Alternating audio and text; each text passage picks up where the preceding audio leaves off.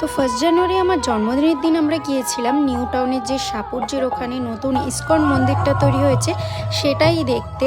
আর হচ্ছে গিয়ে একবার বছরের প্রথম দিন একদম ভগবানের দর্শনটা করতে গিয়েছিলাম। মায়াপুরটা একটু দূরে হয়ে যায়, আর আমার যেহেতু অফিস ছুটি ছিল না, তো তাই জন্য আমি ভাবলাম যে কাছাকাছি ঘুরে আসা যাক।